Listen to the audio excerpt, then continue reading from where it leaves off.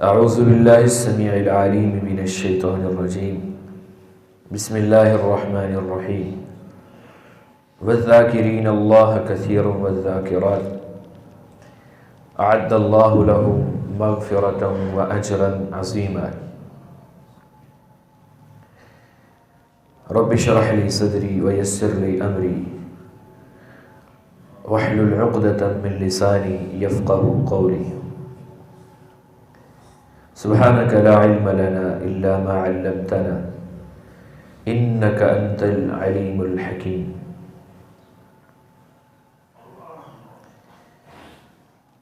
اللہ رب العزت فرماتے ہیں بہت زیادہ ذکر کرنے والے مرد اور بہت زیادہ اللہ کو یاد کرنے والی عورتیں اعد اللہ لهم مغفرة، جن عورتوں کے اندر جن مردوں کے اندر یہ صفات پیدا ہو جائیں،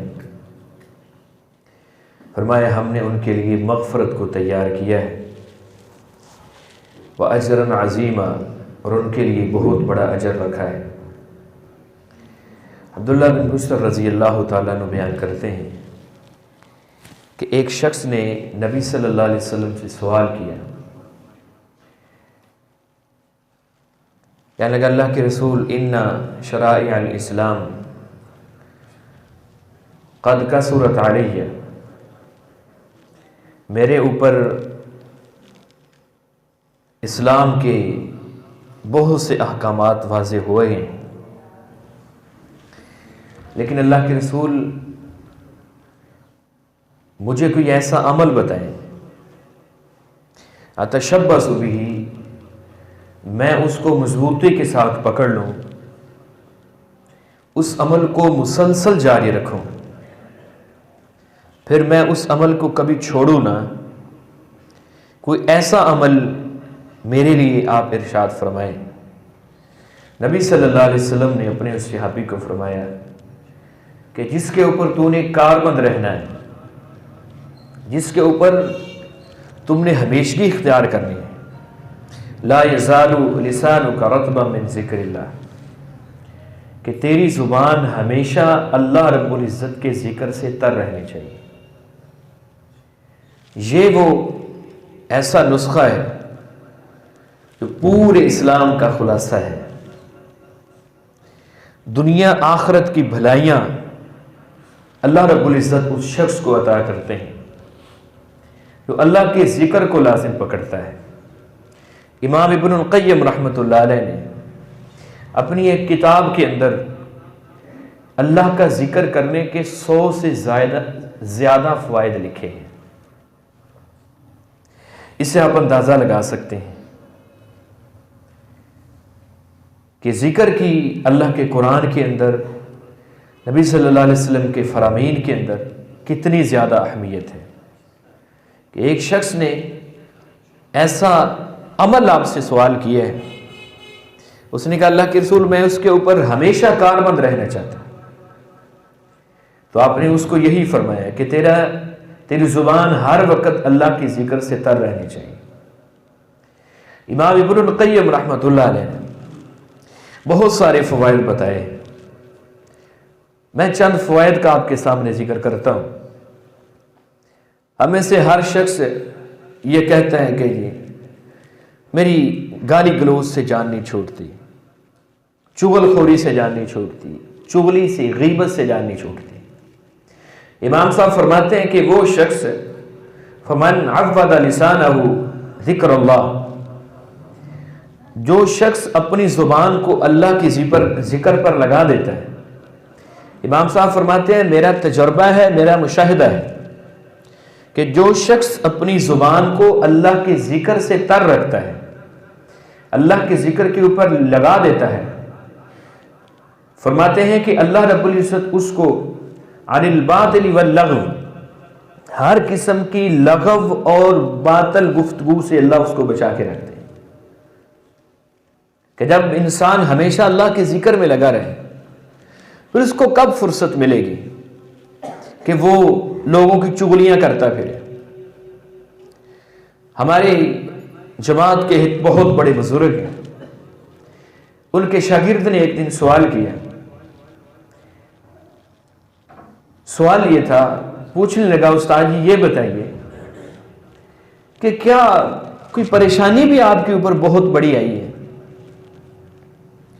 تو وہ آگے سے فرمانے لگے بیٹا میرے پاس اتنا وقت نہیں ہے کہ میں پریشانیوں کو دیتا پھروں. شاگرد نے پوچھا استاد جی بات کی سمجھ نہیں آئی.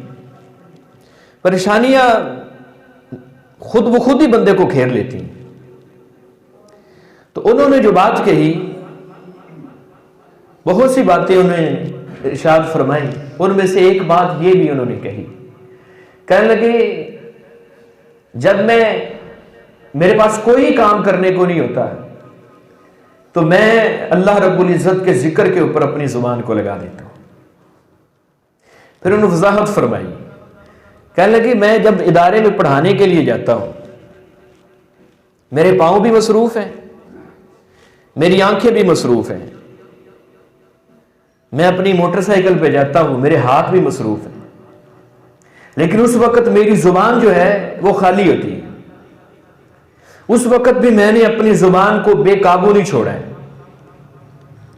اس وقت بھی میں نے اپنی زبان کو اللہ کے ذکر کے اوپر لگایا ہوا ہے کہ میرا دھیان کسی پریشانی کی طرف نہ جائے، کسی مصیبت کی طرف نہ جائے.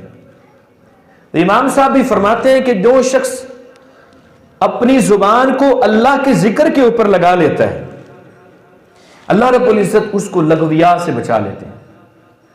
اور دوسری طرف فرمایا کہ جس شخص کی زبان اللہ کے ذکر سے تار نہیں رہتی، فرمایا ترتب بکل باطل و لغو، اس شخص کی زبان ہر باطل اور لغو اور فحش چیز سے تر ہو جاتی ہے.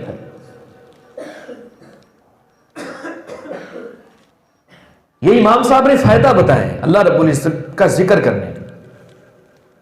اور آگے پھر امام صاحب فرماتے ہیں، فرمایا کہ ان الذکر نور، بے شک یہ جو ذکر ہے نا اللہ رب العزت کا یہ ایک نور ہے.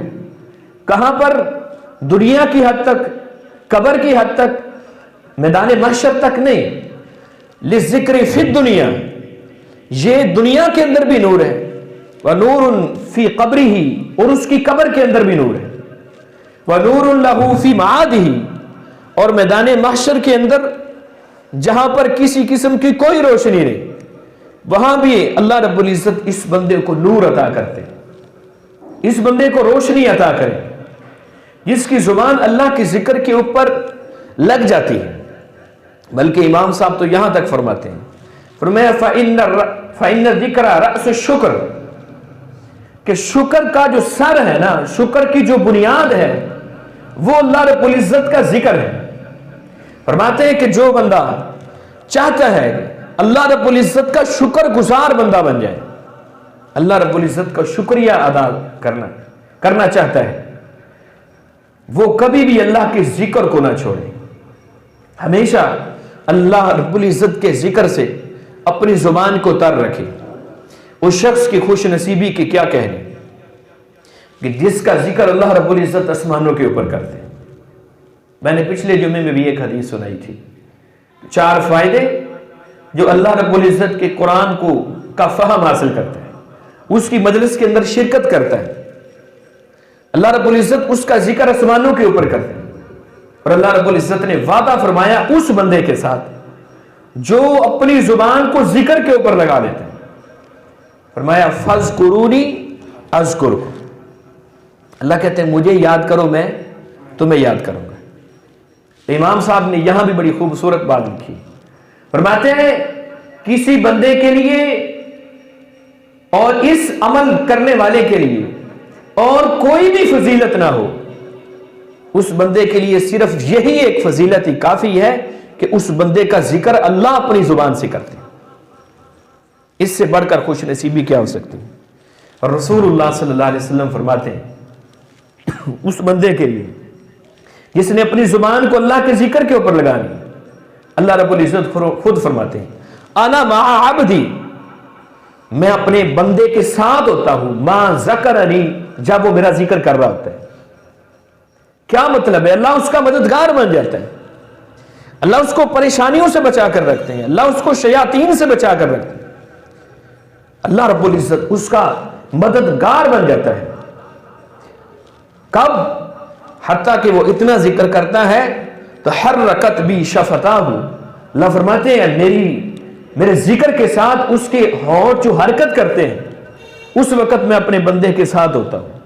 بلکہ ایک حدیث کے اندر، حدیث قدسی ہے، نبی صلی اللہ علیہ وسلم فرماتے ہیں، اللہ فرماتے ہیں انا عند ظن عبدی، میں اپنے بندے کے گمان کے مطابق اس کے ساتھ کرتا ہوں۔ فانا معه اذا ذکرنی، میں اس کے ساتھ ہوتا ہوں جب وہ میرا ذکر کرتا ہے۔ فان ذکرنی فی نفسہ، اگر وہ مجھے اپنے دل میں یاد کرتا ہے، مجھے اپنے نفس میں یاد کرتا ہے، ذکرتہ فی نفسی، میں اس کو اپنے دل میں یاد کرتا ہوں۔ اللہ فرما رہے ہیں میں اس کو اپنے دل میں یاد کرتا ہوں۔ فَإِن ذَكَرَنِي فِي مَلَئٍ، اللہ فرماتے ہیں اگر میرا بندہ کسی مجلس میں میرا ذکر کرتا ہے، مجلس میں میرا ذکر کرتا ہے، اب اس حدیث کی گہرائی کو سمجھے۔ اللہ فرماتے ہیں جو شخص کسی مجلس میں میرا ذکر کرتا ہے، ذَكَرْتُهُ فِي مَلَئٍ خَيْرًا مِّنْهُ، اللہ رب العزت فرماتے ہیں میں اس بندے کو اس سے بہتر مجلس کے اندر ذکر کرتا ہوں۔ اور وہ بہتر مجلس کون سی ہے؟ وہ مجلس اللہ رب العزت کے فرشتوں کی مجلس ہے۔ اس لیے امام ابن القیم رحمہ اللہ فرماتے ہیں، فرمایا کہ اس بندے کی یہی بڑی خوش نصیبی ہے جو اللہ رب العزت کے ذکر کے اوپر جس نے اپنی زبان کو لگایا ہوا ہے، ہمیشہ اپنے اللہ رب العزت کے ذکر سے اپنی زبان کو تر رکھتا ہے، اس کے لیے یہی فضیلت کافی ہے کہ اللہ اس کا ذکر خود کرتے ہیں، اللہ اس کو خود یاد کرتے ہیں، اللہ اس کا فرشتوں میں ذکر کرتے ہیں، بہترین مجلسوں کے اندر اللہ رب العزت ذکر کرتے ہیں۔ اور ایمان والوں کی صفت اللہ رب العزت نے ایک بیان کی، وہ صفت کیا ہے؟ الذین آمنوا، کوئی اپنا ایمان چیک کرنا چاہتا ہے، اللہ رب العزت فرماتے ہیں الذین آمنوا وَتَطْمَئِنُّ قُلُوبُهُمْ بِذِكْرِ اللَّهِ، ایمان والے کون ہیں؟ جن کے دلوں کو اطمینان اللہ کے ذکر سے ملتا ہے، اللہ رب العزت کے ذکر سے، موسیقی سے نہیں، فحش گوئی سے نہیں، لوگوں کی چغلیاں اور غیبتیں کر کر کے چسکے لینے سے نہیں، اللہ کے ذکر سے ایمان والوں کو اطمینان ملتا ہے۔ اور آگے اللہ رب العزت نے خبردار کی، الا بذکر اللہ تطمئن القلوب، خبردار، یہ تم اپنے دل کو سمجھا سکتے ہو کہ مجھے پریشانی ہوتی ہے تو میں موسیقی سن لیتا ہوں، مجھے جب کوئی ٹینشن ہوتی ہے تو میں کوئی مووی دیکھ لیتا ہوں، یہ صرف تمہارے منہ کی بات ہے۔ خبردار، الا بذکر اللہ، الا بذکر اللہ تطمئن القلوب، اللہ خبردار کر رہے ہیں، فرمایا خبردار ہو جاؤ، اللہ کے ذکر کو صرف تمہارے دلوں کو صرف اللہ کا ذکر ہی اطمینان دے سکتے ہیں، صرف اللہ کا ذکر، اس کے علاوہ کوئی اللہ رب العزت نے چیز نہیں اتاری جو تمہارے دلوں کو اطمینان بخشے، جو تمہارے دلوں کو سکون بخشے۔ اور اللہ رب العزت نے ایمان والوں کی ایک اور جگہ صفت بیان کی، انما المؤمنون الذین اذا ذکر اللہ، ایمان والے کون ہیں؟ ایمان والے وہ جب ان کے سامنے اللہ کا ذکر کیا جاتا ہے، وجلت قلوبہم، ان کے دل ڈر جاتے ہیں، وہ اپنا سینہ تنگ نہیں کرتے، وہ پریشان نہیں ہوتے، وجلت قلوبہم، ان کے دل ڈر جاتے ہیں، وَإِذَا تُلِيَتْ عَلَيْهِمْ آيَاتُهُ زَادَتْهُمْ إِيمَانًا، جب ان کے اوپر اللہ کی آیات تلاوت کی جاتی ہے نا، اللہ فرماتے ہیں زادتہم ایمانا، ان کا ایمان بڑھ جاتا ہے، کیونکہ ایمان بڑھتا بھی ہے، ایمان کم بھی ہوتا ہے۔ تو اللہ فرماتے ہیں جب ان کے سامنے اللہ کا ذکر کیا جاتا ہے، اللہ کی آیات تلاوت کی جاتی ہے، زادتہم ایمانا، ان کا ایمان بڑھ جاتا ہے۔ آپ اپنے دل کو دیکھ سکتے ہیں کہ میرا دل ایمان والا ہے، میرے دل کو سکون کہاں پہ ملتا ہے؟ میں بڑی معذرت کے ساتھ ایک عرض کروں گا، بڑی معذرت کے ساتھ، ہمارے یہاں ہر مسجد کا یہ رونا ہے، ہر مسجد کا یہ رونا ہے، ہماری مسجد کے اندر یہ نہیں ہے۔ اللہ رب العزت اس فتنے سے محفوظ فرمائے۔ ہر مسجد کا یہ رونا ہے کہ امام صاحب 1-2 منٹ قرات زیادہ کر دیں یا 1-2 منٹ اپنی جماعت کو لمبا کر دیں، مقتدیوں کے اعتراضات آنا شروع ہو جاتے ہیں۔ اس کی وجہ کیا ہے؟ اس کی وجہ یہ ہے کہ دل مومن نہیں ہے۔ دل مومن ہو تو پھر قرآن کے اندر دل لگتا ہے، پھر لمبی قرات سے انسان کو اطمینان ملتا ہے، انسان کو سکون ملتا ہے لمبی قرات کے ساتھ۔ تو اللہ کیا فرماتے ہیں؟ جب ایمان والوں کے سامنے اللہ کی آیات تلاوت کی جاتی ان کا ایمان جو ہے نا وہ بڑھ جاتا ہے، ایمان کے اندر چاشنی ان کو ملتی ہے قرآن مجید کے اندر۔ اور شیخ الاسلام ابن تیمیہ رحمہ اللہ فرماتے ہیں، فرمایا بندے کے لیے، مومن بندے کے دل کے لیے ذکر اتنا ہی ضروری ہے جتنا مچھلی کے لیے پانی ضروری ہے۔ جس طرح مچھلی پانی کے بغیر زندہ نہیں رہ سکتی، اس کو اطمینان نہیں ملتا، وہ پھڑپھڑانے لگتی ہے، حتیٰ کہ اپنی جان دے دیتی ہے، اس کا گزارا ہی نہیں پانی کے بغیر۔ شیخ الاسلام ابن تیمیہ رحمہ اللہ فرماتے ہیں ایسے ہی ایک مومن بندے کا دل، اس کے لیے اللہ کا ذکر اتنا ہی ضروری ہے جتنا ایک مچھلی کے لیے پانی ضروری ہے، اتنا ضروری اللہ کا ذکر اس بندے کے لیے۔ بلکہ نبی صلی اللہ علیہ وسلم نے تو یہاں تک فرما دیے کہ کوئی بندہ اگر جاننا چاہتا ہے کہ میں کیا واقعہ ہی زندہ ہوں، زندگی صرف جان کا نام نہیں ہے، زندگی کس چیز کا نام ہے؟ زندگی اس چیز کا نام ہے کہ آپ اللہ کو کتنا یاد کرتے ہیں۔ نبی صلی اللہ علیہ وسلم نے مثال دے کر فرمایا، مثل الذی یذکر ربہ، مثال اس شخص کی جو اللہ کو یاد کرتا ہے، والذی لا یذکر، اور وہ شخص جو اللہ کو یاد نہیں کرتا، مثل الحی والمیت، ان کی مثال زندہ اور مردہ کی سی ہے۔ کیا مطلب ہے؟ کہ جس کو جو اللہ رب العزت کا ذکر کرتا ہے اس کو سکون نماز کے اندر ملتا ہے، اللہ رب العزت کے ذکر کے اندر ملتا ہے، ذکر و اذکار کے اندر ملتا ہے۔ نبی صلی اللہ علیہ وسلم فرماتے ہیں وہ زندہ انسان ہے، بھلے وہ جتنا مرضی کمزور ہو۔ اور دوسرا وہ شخص لا یذکرو، اللہ کے ذکر نہیں کرتا، وہ جتنی بڑی مرضی لاش ہو، نبی صلی اللہ علیہ وسلم فرماتے ہیں یہ ایک چلتی پھرتی میت ہے۔ بلکہ ایک حدیث کے اندر نبی صلی اللہ علیہ وسلم نے گھر کو مثال دیا، گھروں کو مثال دیا، جس گھر کے اندر نماز نہیں، قرآن مجید نہیں، ذکر و اذکار نہیں، نبی صلی اللہ علیہ وسلم فرماتے ہیں وہ مردہ لوگوں کا گھر ہے، زندہ لوگوں کا گھر نہیں۔ اور وہ گھر جو جھونپڑی کیوں نہ ہو لیکن وہاں پر اللہ کے قرآن کی آواز آتی ہے، وہاں پر اللہ کے حضور سجدے، رکوع اور قیام ہوتے ہیں، اللہ رب العزت کا ذکر کیا جاتا ہے، نبی صلی اللہ علیہ وسلم فرماتے ہیں یہ زندہ لوگوں کا گھر ہے۔ دلوں کا اطمینان یہ اللہ کے ذکر کے ساتھ اللہ رب العزت نے اس کو جوڑ دیا، اللہ کے ذکر کے ساتھ۔ بلکہ آخری بات ہم کرتے ہیں، دنیا جہان کی پریشانیوں سے بچانے کے لیے اللہ کے پیغمبر علیہ الصلوۃ والسلام نے ایسے ایسے اذکار دیے ہیں۔ میں تعویذوں کے پیچھے بھاگتا ہوں، دھاگوں کے پیچھے بھاگتا ہوں، میں نجومیوں کے پیچھے بھاگتا ہوں، میں جاہل لوگوں کے پیچھے بھاگتا ہوں، لیکن وہ نسخہ نہیں لیتا جو اللہ کے رسول علیہ الصلوۃ والسلام دے کر کے۔ بے شک نظر بد برحق ہے، اس کے اندر کوئی شک نہیں، بے شک جادو کا اثر برحق ہے، لیکن اللہ کے حکم کے بغیر نہیں ہو سکتا، اللہ کے حکم کے بغیر۔ نبی صلی اللہ علیہ وسلم نے کیا فرمایا ہے؟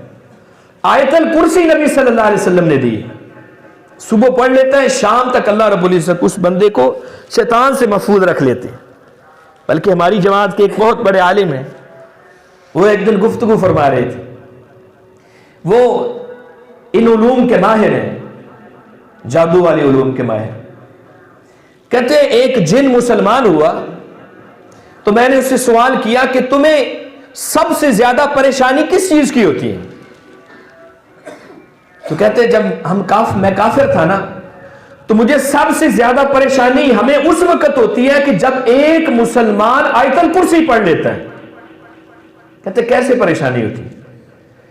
کہتے ہم دیکھتے ہیں کہ جب وہ آیت الکرسی پڑھ لیتا ہے تو اس کے گرد آگ کا ایک حصار بن جاتا ہے، پھر ہم اس بندے کے قریب نہیں جا سکتے آیت الکرسی پڑھنے والا. اور رسول اللہ صلی اللہ علیہ وسلم فرماتے ہیں جو بندہ رات کو سوتے وقت آیت الکرسی پڑھ لیتا ہے، اللہ ایک فرشتے کو اس کا محافظ بنا کر کھڑا کر دیتے ہیں کہ تو نے اب اس کی حفاظت کرنی ہے، اس کے گھر کی، اس کی جان کی، اس کے مال کی حفاظت کرنی ہے. اللہ رب العزت کے پیغمبر علیہ الصلوۃ والسلام نے تو یہ چیزیں دی ہیں. بلکہ رسول اللہ صلی اللہ علیہ وسلم فرماتے ہیں جب انسان رات کو سوتا ہے نا تو شیطان گدی کے پیچھے 3 گرے لگاتا ہے، 3 گرے لگاتا ہے، اس کو سنا دیتا ہے.